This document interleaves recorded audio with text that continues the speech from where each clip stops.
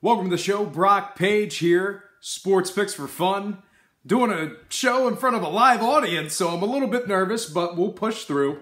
Clippers travel to Oklahoma City to take on the Thunder. 9 o'clock Eastern tip-off at the Chesapeake Building. The Thunder opened up as the 5.5-point favorites and the total at 210. Since the betting opened up, we've got OKC taking money in the early going. We've also seen the total move downward. Right now, OKC's laying 6.5 with the total moving downward to 209. Look for that spread to shade more towards that opening number by tip-off. Should see that closing number right around 5 to 6 by tip-off. Now, if you're betting sides in this one and you're leaning towards OKC, you may find yourself with a little buyer's remorse in this one. The Thunder's covered just 4 of 10 on the year, all of which were games unto which OKC was laying the points. In addition to all that, the Thunder failed to cover their 2 games against teams over 500. Honestly, not a real tough opening schedule for OKC this year, but they sure as hell have struggled both in real life and against the number. Along with losing their last 3 straight, they also failed to cover the spread in those matchups as well. They're going up against a Clippers squad who's 2-1 against the spread on the road this year. They're also 5-4 covering after a day off, and 1-1 covering as the official road underdog.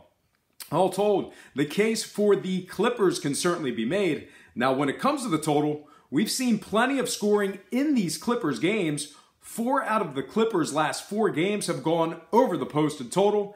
They gave up nearly 113 points per contest in those 3. Meanwhile, on the other side, completely different story for OKC contests. Thunder games have gone 4-0 to the unders in their last 4 themselves. They averaged just 93 points on offense in their last 3 games as well. All in all, I think OKC's going to present enough ball control to keep us under the 209. All told, I'm going to buy the hook and take the Clippers plus the points with the under 209. Good pick? Okay. All right, next game, Milwaukee, San Antonio. The Spurs opened up -5 with the total at 205.5. Since the betting opened up, though, we've seen the line move downward for reasons unbeknownst to me. San Antonio's taking 73% of the action, but are now laying just 4.5 against the spread. The total also moved upward as well, which is really odd to me. Is that weird to you too? Yeah? Okay. Right now, the total's posted at 206, and at the moment, the Spurs are $1.90 to win this one outright. If you're betting sides and you like the Spurs, you really ought to take advantage of this downward line movement on the number. The Spurs are covering 83% at home with a 5-1 record against the spread. They're also 6-3 covering when laying the points.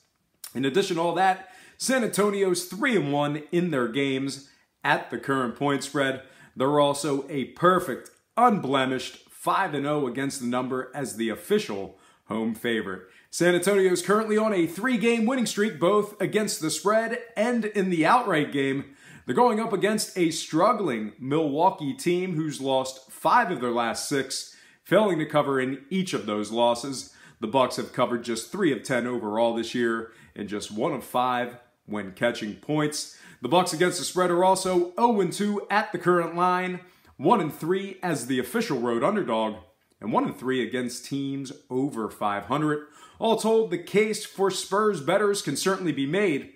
Now, scoring-wise, we've seen a good amount of overs in both teams' contests. Spurs games are 2-1 to the overs in their last 3. They're averaging 113 on offense in those matchups. Meanwhile, on the other side, very similar story for Bucks games as Milwaukee's gone 2-1 to the overs in their last 3 themselves. They've given up a rotund 118 points per contest in those games as well. All told, I think I can comfortably agree with the line movement when it comes to the total. All told, I'm going to buy the hook and take the Spurs -4 and winning it outright with the over 206. This is really boring, isn't it? Next game, Atlanta plus 8.5 at Detroit with the total at an even 208. Currently, the Pistons are the 4-1 moneyline favorites, and at the moment, just 40% of the public action's on the Atlanta Hawks. So look for them to be catching another half a point or so in the near future. And if you're looking for these Hawks to be catching more points here shortly, it still might not help you. The Hawks have covered just 4 of 11 overall and just 2 of 7 on the road. I've accumulated another person in the audience. Atlanta against the spread is also 4 and 7 catching points and 2 of 5 as the official road underdog. Most recently, the Hawks have lost 3 of their last 4 outright. They're going up against a Detroit team who's been absolutely covering. They've been covering machines this year. The Pistons are covering an absurd 82% of their games overall, going 9 and 2 against the spread for the year. Detroit against the number is also 5 and 1 at Little Caesars, 6 and 2 laying the points, and 5 and 1 as the official home favorite. Detroit's on a 3-game win streak, both against the spread and in the straight-up game. Now, total-wise, we've also seen a good amount of scoring in these Piston games. Detroit games are 2 and 1 to the overs in their last 3. They averaged 111 points on offense in those matchups. Meanwhile, on the other side, very similar story on the Atlanta side, as Hawks games went 4-0 to the overs in their last 4 themselves. They gave up 116 points per contest in those overs. All told, the case for offense can certainly be made. All told, I'm going to take Detroit Detroit minus 8 and winning it outright with the over 208. This is why I do these videos when Mom's at work, because she's standing over there like grilling me. Anyway, Miami at Utah. Got a couple more games left. Utah opened this one up as the 4-point favorites and the total at 195.5.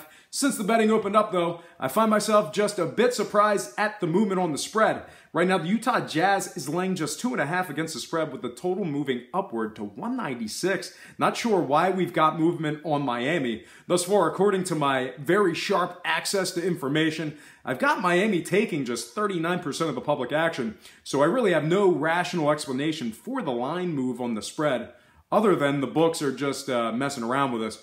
But if you're betting sides in this one and you're leaning toward Utah, they've been a very good covering team in the friendly confines. The Jazz have gone a solid 5 and 2 against the spread in their games at the Vivint Smart Home Arena. Wow, what a name for a stadium. They're also 4 and 3 covering as the favorite and 4 and 2 against the spread, laying the points in their home arena. The Jazz goes up against a Miami squad who's been pretty bad against the number all year round.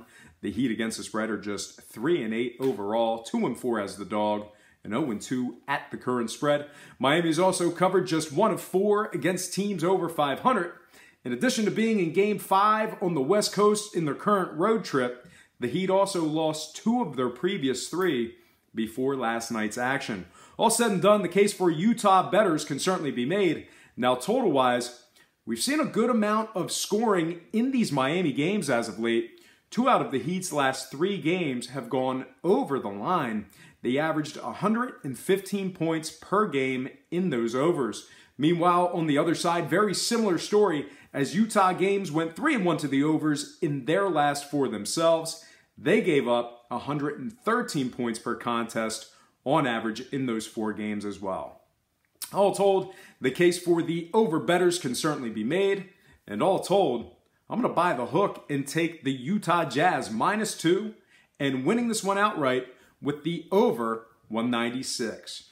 All right, folks, I'm going to slide into a couple quick picks to close out the show because Mom's going to beat my ass, and yeah, I think I'm in trouble, and the kid's laughing at me. So anyway, Orlando minus 3.5 on the road at Phoenix. Totals moved downward to 224.5. Currently, Orlando's $1.65 to win. Phoenix has taken just 21% of the public action at the moment. The Suns have lost their last 4 outright, failing to cover in all 4. They're also covering just 33% of their games at home. I'll buy the hook in this one and take the visiting Orlando Magic minus 3, getting the job done against the number.